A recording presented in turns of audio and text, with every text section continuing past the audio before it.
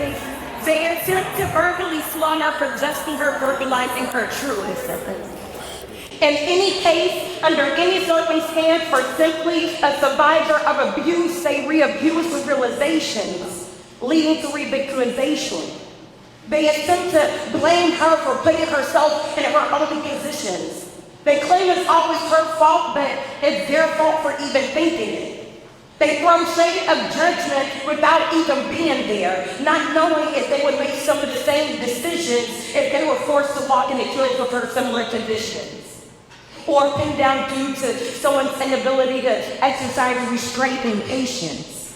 It don't make no sense, and we try to make sense of it all. So the next time you attempt to diminish someone's lived experience, why don't you experiment by taking a look inside the mirror and outside your circular walls? Never know the next hand, all I know is no till but comes with tomorrow. But we know life has been known to dealt out some doozies, bombshells. Take it from me, a fellow survivor, living amongst the life gliders, cosmic path guiders, those who wake up breathing resiliency. They are the light of the world. The same ones outshining any shade of cruelty. Thank you. So we are kicking off this World Homeless Day. Right? Have you noticed? Notices pinned on doors like markings of extraction, uprooting families, vacating stability, expediting losses, solidifying effects of inflated prices, causing inflation of conflict since people are now losing more sense than sense. We've steadily closed encampments. People are still yearning for a home. Yet framed convictions are preventing people from living out their own independence, in line, pending for the market to hit just the right trend. But where is the target when past decisions are worn as visible as a scarlet? People are more than the letters plastered to their name, even though you've outlined your mental version of them anyway. Have you thought what it feels to wake up with loud noise in your mind, and because of that being written off time after time, pinned for crime after crime, never-ending cycle of being recycled through a system? Now society is attempting to criminalize over their own failed systems. How could you build them instead of building them housing? Have you given a thought what it feels to be known as a number and not the top 10? When the shadows of fear crawl across your tents? When staying alive becomes your only intent, but the law blames you for your own unstable condition, how relentless are you listening? Can you still hear them when they weep in the nighttime? Can you still see them when they're lost of the streets of the hidden city? What will it take to tap into your humanity? A paycheck away could happen to your own family. So volunteer your time, go vote, offer a prayer or a dime, get involved however you can, because housing is the answer. Homelessness is not a crime. Housing is the answer. Homelessness is not a crime. Thank you so much. Thank you. My name is Ashley Young. I am with CFTH, a very proud partner of Search Homeless Services. And thank you so much for having me join in honor of World Homeless Day. Thank you. Good evening, everyone. Thank you so much for being here. I am Phoenix Johnson, Community Partnerships at Search Homeless Services, and I would like to welcome each of you to Search's second annual storytelling event in honor of World Homeless Day. Will you do me a favor and give yourself a round of applause for being here tonight?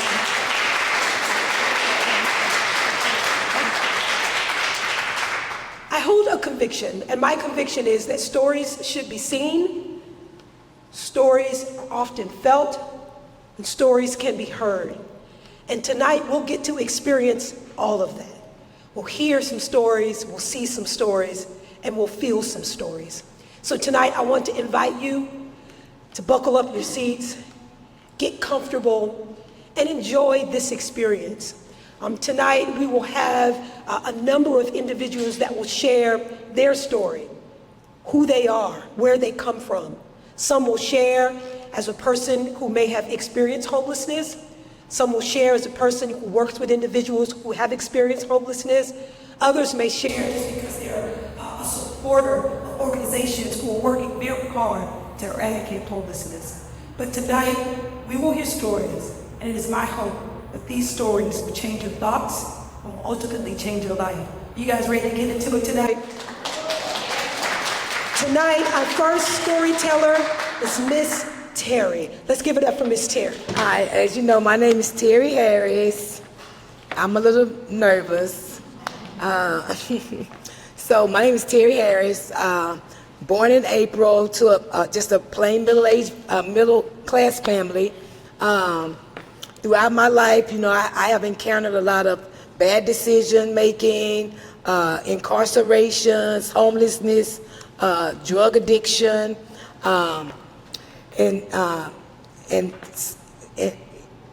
going in and out the criminal justice system was kind of like my my bottom. So I went in and out the criminal justice system like 3 different times, and then I came in contact with Search Homeless Services.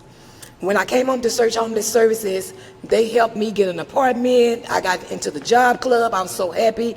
I felt good about myself, and then I stayed clean, and after 10 years, I relapsed. I went back into prison for the 4th time. When I went back to prison for the 4th time, I said, that's it. That's it. When the police handcuffed me, I said, that's it. I'm not going back no more. So I knew about Search. I got out. I started getting in touch with Search, and I back when I first got engaged with Search, I told my caseworker, I said, I'm gonna work here one day. And my case manager that I told that to, she just left Search after 20-something years. So I told her I'm gonna work here one day, and then like years later, I've been at Search now 8.5 years. I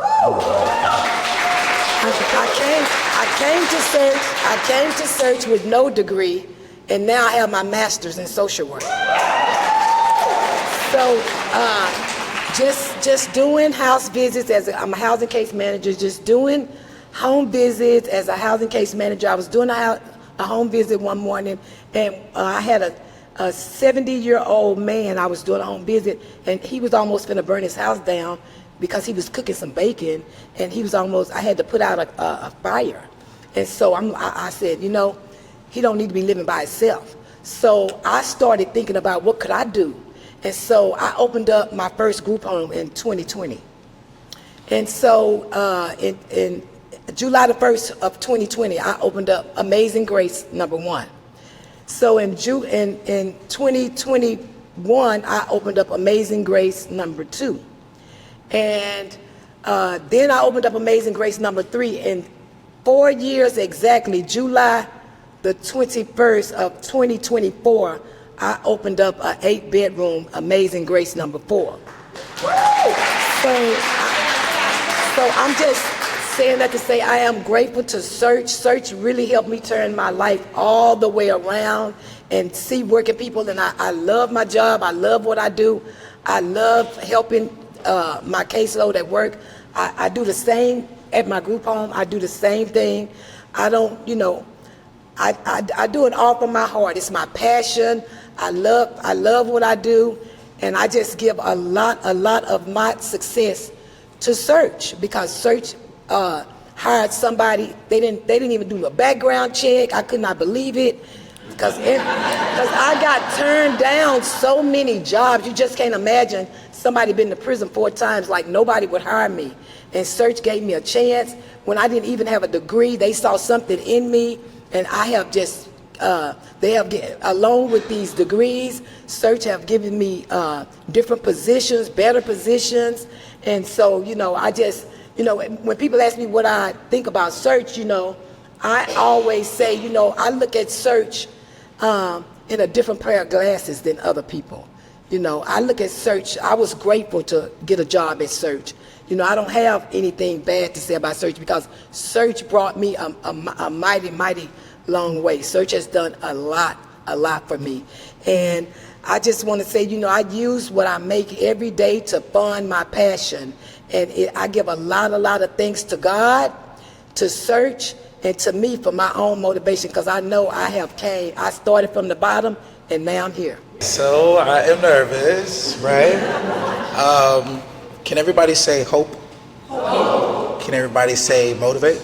Motivate. And can everybody say inspire? Inspire. All right, so that's what I'm telling my story today for. There are a lot of people who see me, most likely, if you've seen me before, I'm always smiling. I'm always happy. There's a reason for that. Okay, so real quick, I grew up in foster care. Went in at the age of 5, got out when I was 18, right?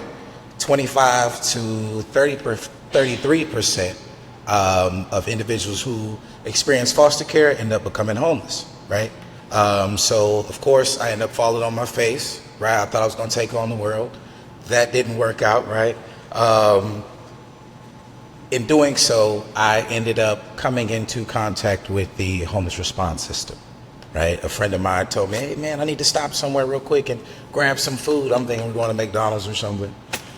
We walked into a building that was downtown. Doing that, 18, I knew I had nowhere to go. I actually applied or signed up for housing. It took me 3 years, right? But when I did get housed, I'm sorry, let me backtrack. Before I got housed, November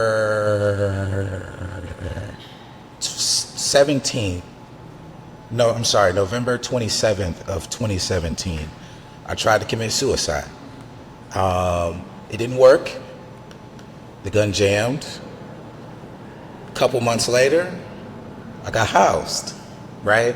And since I've been housed, I've had 2 beautiful boys, and I was able to finally start getting my life together. There was a guy who reached out to me and was like, man, I see something in you. And I used to hate people telling me that because I ain't see nothing in myself, right?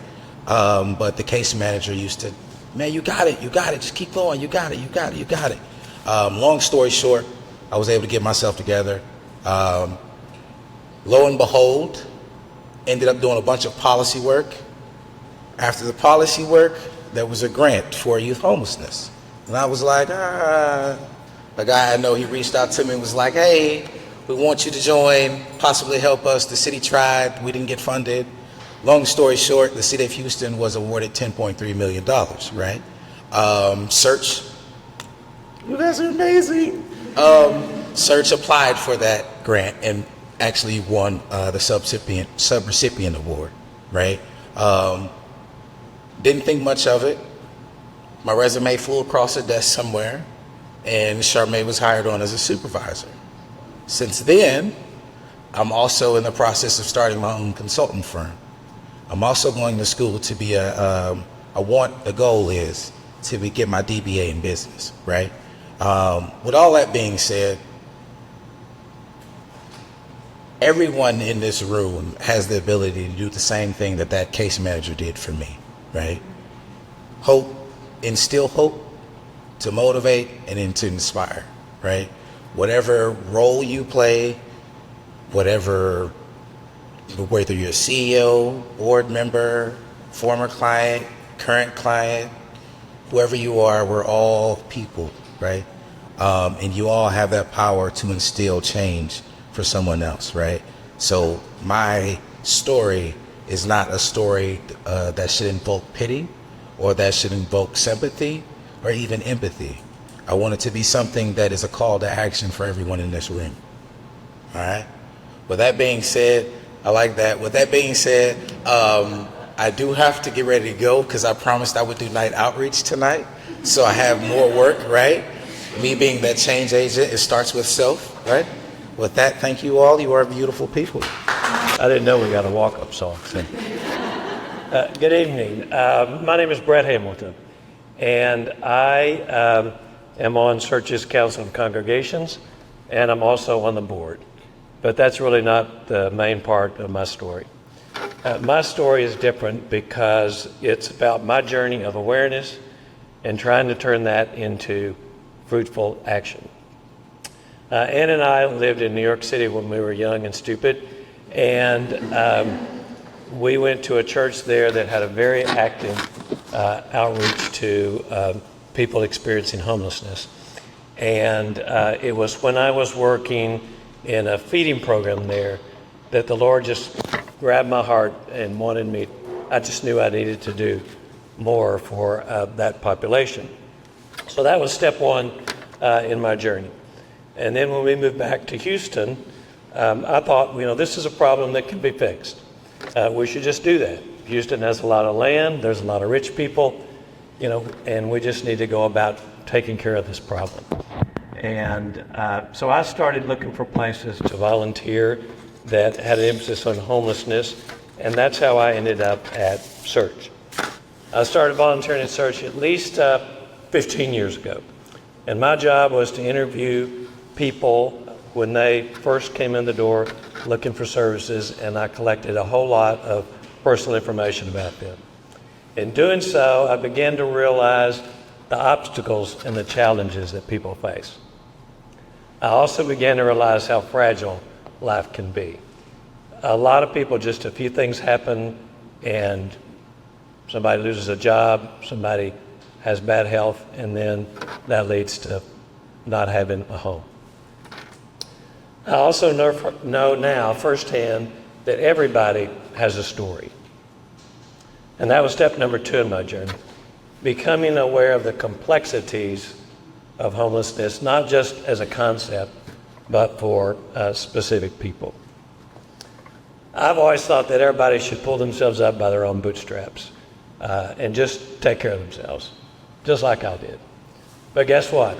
Not everybody's had the advantages and the support that I've had my whole life. Some people have bootstraps that are tattered, and some people have bootstraps that are hard to reach. And pulling them up doesn't always work. So I moved to Houston when I got out of school because of opportunity and a can-do spirit, and I am so glad that that same spirit and attitude has been used by Search in the city and others to collaborate, to get the financial commitments, and to make a lot of progress on a lot of issues. But as everybody knows, there's still a lot to be done. So now let me tell you about Miss Hunter. She was my boss when I first started here volunteering at Search. She and another woman sat up front, and everybody that came in the door had to talk to one of those 2 women. So you had to get by Ola to get in. And she was able to answer almost every question. I don't know how long she had worked here at the time, but she knew everything. And she was very efficient in moving people into the system. She also could get a little gruff if you didn't follow the rules. But she was also compassionate and caring, and she went above and beyond to get people the help that they needed. Many times when the answer was no, Ola would come around later in the morning with a workaround or a piece of advice to help people get the services that they needed. She exemplifies for me what I believe as a Christian, that love conquers everything, and that with faith we can find a way. So the last thing, I believe that God answers prayers. And so I would always pray for the people that I was interviewing, because they would just, I met them, and 5 minutes later I knew a lot about them because I had to fill out these forms. And so finally I got up the courage to ask people if I could pray for them at the end of our interview. And when I would ask that, people would soften their countenance, they would drop their defenses, and they would give me very vulnerable prayer requests. The amazing thing is that the majority of the time, prayers were for other people, not for them. So everybody wants to be heard. Everybody needs to feel that they matter. My story is about walking alongside people to help make those things happen. Thank you. My story starts actually about 1966 in Lewistown, Montana. They decided that I could not be homeschooled anymore, so they moved me to the public school in town in the 8th grade. I was 12 years old. I was a little bit young. They didn't know what to do with me, so they put me in a troublemakers class and told me to socialize with my peers. This didn't go really well until, actually I got really sick with strep throat. Went to the doctor and he gave me this wondrous stuff called codeine cough syrup. Magical stuff. I found out some of my peers liked this stuff too, and they'd even give me money for it. And so I was socializing with my peers. They were doing what they told me to, right? Made sense to me. I was up to about 3 bottles a day when my dad called, or the pharmacist called my dad, and they cut off the charge account. I was sick for a couple of weeks. But I discovered something. I discovered if I had the right substances, that I had power. Well, this carried with me for a long time. We'll go through all the stories there. I ended up in Houston. Came to Houston in 1978 to get away from my addiction and away from a rock and roll band that had broken up in December in Montana, and that wasn't a good time to be out of work. So I headed to Houston because Houston was boom town. It took me about 3 days to find the substances to supply my addiction. The addiction took me to old places Bill W. could tell you about, the old AA books, the Children's Institutions of Death. I didn't quite accomplish death, but I accomplished all the other ones. And one that he never talked about because he never got there, and that was homelessness. Was there about, fast forward to 1988. And I was pretty homeless. Work crashed, my jobs are gone. I'd gone from like $60 an hour to $5 an hour. And in that process, I ended up with no house. Well, I still had my drugs, but that's another story. Anyway, ended up over at a friend of mine's place, a guitar shop over off of Bel Air Boulevard. It's actually still there.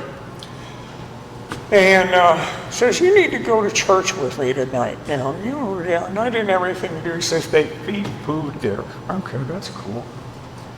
So we go to the house church. Walk in. This old preacher man I'd never seen in my life before looks like straight through me and said, somebody there needs to be delivered from drugs.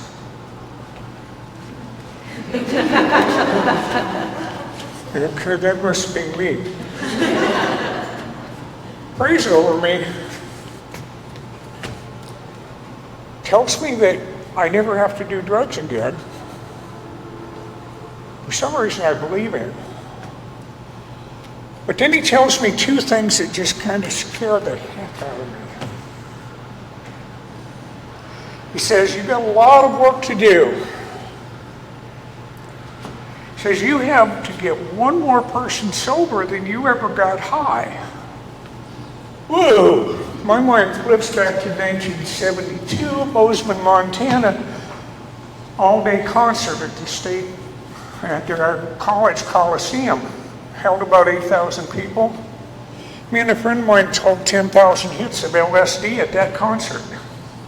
I'm in trouble. There was only one concert. At this point, I haven't had a needle in my arm for over 35 years.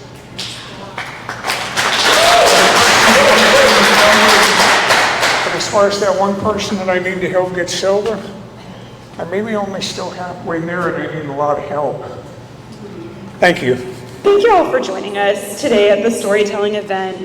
Your presence, speaks volumes about not only just the power of storytelling, but your commitment to search into this cause and to your commitment to ending homelessness here in Houston. Storytelling is a bridge that connects us. It allows us to share experiences, emotions, and lessons from our lives. It ignites our imaginations, it opens our hearts, and it fosters understanding amongst diverse communities. Tonight, we're sharing stories that remind us of our shared humanity and our struggles. It's through these narratives that we can inspire change, and we can cultivate more empathy in the world. I started my journey at Search 14 years ago as a case manager at Northline SRO. And since then, I've been a volunteer coordinator and a program manager. And I've had the privilege, and I really mean the privilege, of sitting across from hundreds of individuals that I get to walk in life with, from our clients to our case managers, to peers, to community members, to volunteers. And I get to hear these unique and beautiful, life-changing, and sometimes gut-wrenching stories. Stories of pain, stories of healing, stories of hope. And all of these stories have changed my life. They've changed me piece by piece. They've slowly weaved into my life and into my being. Stories connect with worlds that I know, and they connect me to worlds that I will never get to experience or ever know. Stories have helped me heal, and stories that have helped me encourage and learn to tell my own story. At Search, we work with individuals to help retell their stories and to rewrite stories. Outreach teams help engage with individuals on the street, and we help guide them to homes of their own. And when they do move in, the story doesn't end there. We have over 1,000 individuals who reside in our housing units where our case managers help to build stability and help people regain confidence to relive their life. I want to take a moment to appreciate everyone who made this gathering successful tonight, from our talented storytellers who are bravely sharing their narratives, to the volunteers and organizers who worked behind the scenes, everyone who brought this celebration to life, a human connection. We invite you to consider contributing to Search, whether it's through a donation, through volunteering your time, or just simply spreading the word of what you're hearing tonight, sharing a story that you're experiencing, because every gesture counts and helps us reach more people and share more stories and impact more lives. It's your engagement that helps fuel the passion and the work and helps this work grow. So I want to thank you all again for being here tonight and the energy that you're bringing to the gathering. Together, let's keep the spirit of storytelling alive. Keep all of these stories that you're hearing tonight alive, and ensure that they keep being told and heard, and that they inspire others. Help us join the mission to make Houston a Houston without homelessness. Thank you. I know it. Well, I mean, Brady Jackson, 50-year-old that's spent 25 years inside the Texas Department of Corrections. I was released in 2010 from the Texas Department of Corrections after 20 years. And I did, you could say, I did 2 years in substance abuse programs.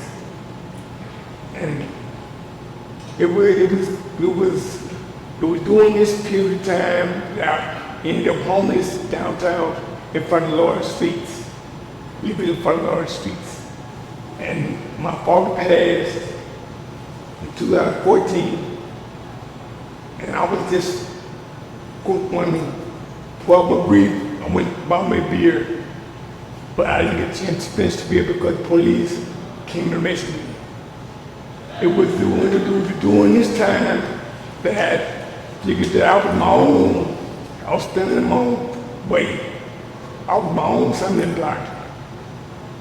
And I just decided to get my life together. I had to change, something had to change. So I always thought to keep focusing on what I was facing, which was going back to prison and finishing my sentence out. Ms. Lynn Stewart, she was chairperson for the program called 1185. It was a trial basis for, sponsored by the Senate, a program where people with mental health diagnosis were housed and hoping to reduce recidivism. And it was dealing with the trial between search and what was the people? Well, searching left me five program. So I was there, I met Mr. Don Hall. It was his words of encouragement that helped me stay straight and focus on doing right. And I've been housed ever since 2014. I live by myself, I take care of myself, I do it all. So this is how I became feeling with search. And my story, I'm not telling, always I have enough more time to tell the story. But if I can just help one person not experience what I went through, the wrongs I did, and prison life, we can let them kill. Excuse me. But if I can stop one person from experiencing that there, then I consider my life as a success. Then I will be happy. Until then, I will keep striving to share my story and help other people balance, cope with life as they go up against life. Thank you. Greetings, everyone. I'm a little nervous.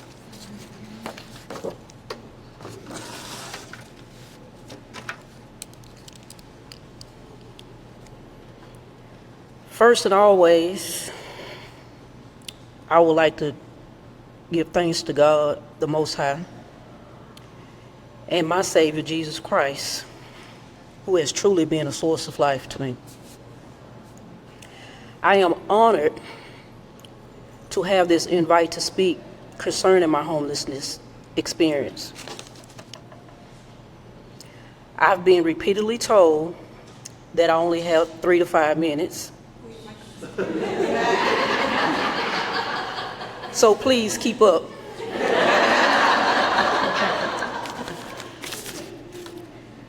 I won't discuss the sadness, the hurt, the humiliation of my homeless experience too much time, nor will I discuss the anger for my civil and human rights that were so violated, as well as various injustices too much time. So I decided to use my 3 to 5 minutes to be who I am at the core, light and love. Although I'm still healing and far from perfect, I decided to use this time to put a smile on someone's face, give someone a good laugh, to uplift and encourage someone. I stand here not bitter, broken, nor beaten down. And my homeless experience was years of hardship, betrayal, rejection, human hate, floods, thunderstorms, lightning. So either I'm lucky to be this blessed, or I'm blessed to be this lucky.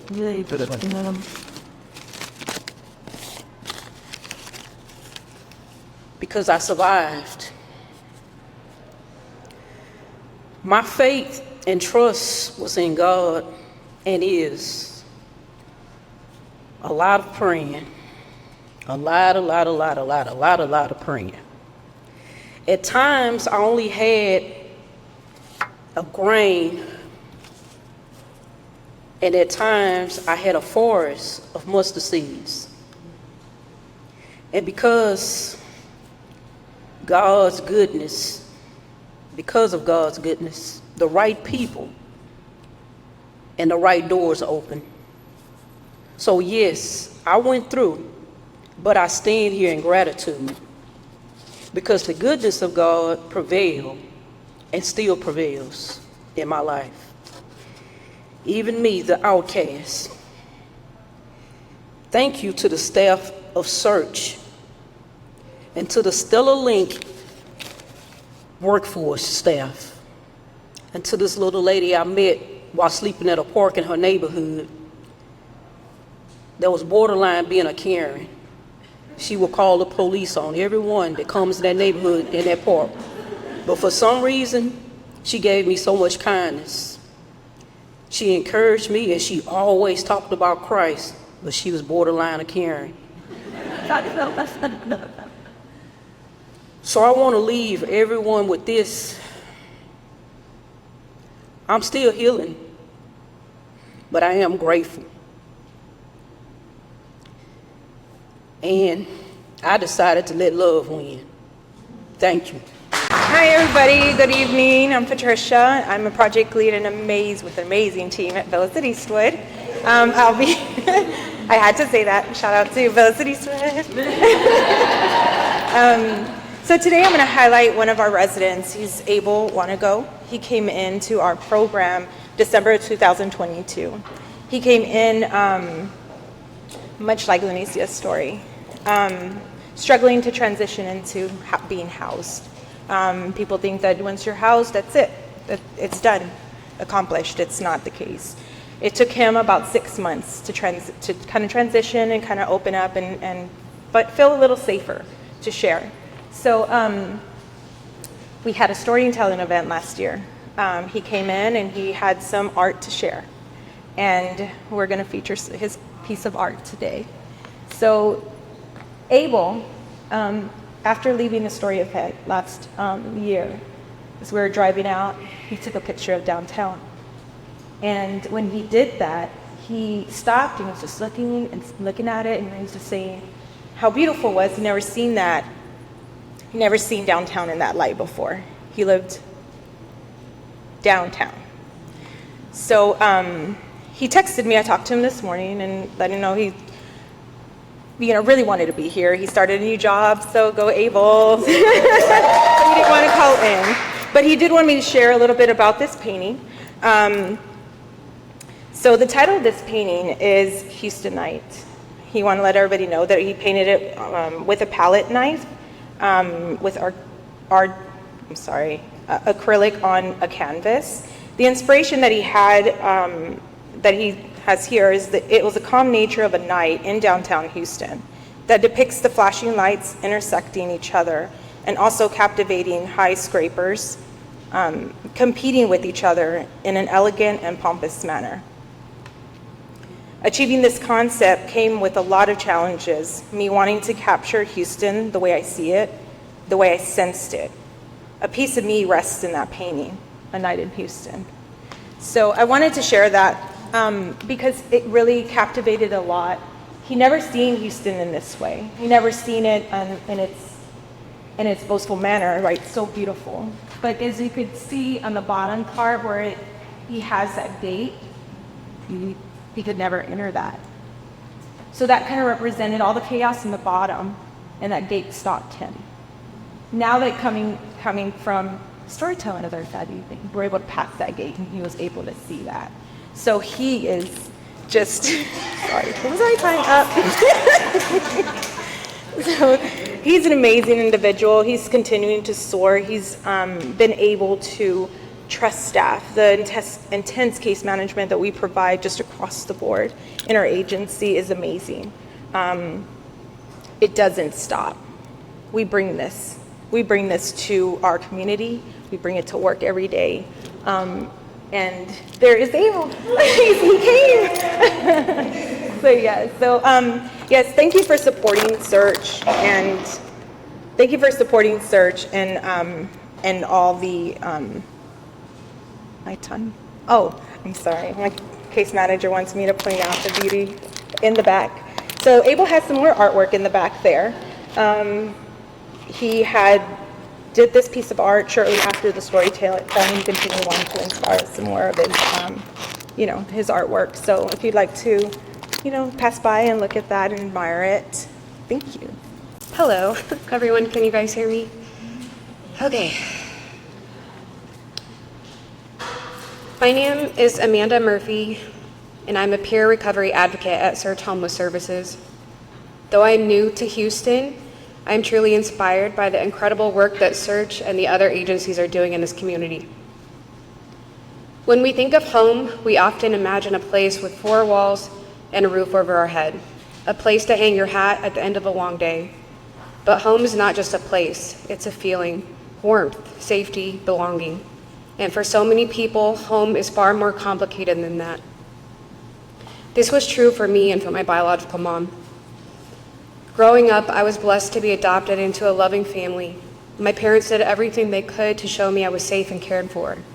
But all the trauma I tried to ignore throughout my childhood and into adulthood was too much to carry, and I eventually sought out ways to numb that pain. My mom never found her way out of that pain. She lost her life to drugs.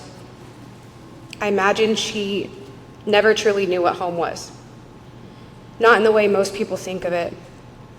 When she passed away, she was in a hotel room, a far cry from the warm, stable environment a person deserves to call their own. That room wasn't a home. It was just the last stop in a long journey of pain, isolation, and broken promises. For her, like so many others, addiction wasn't the real problem. It was the escape, the only way she knew how to cope with trauma, abandonment, and despair. She spent her life searching for peace and ultimately for a home she never found.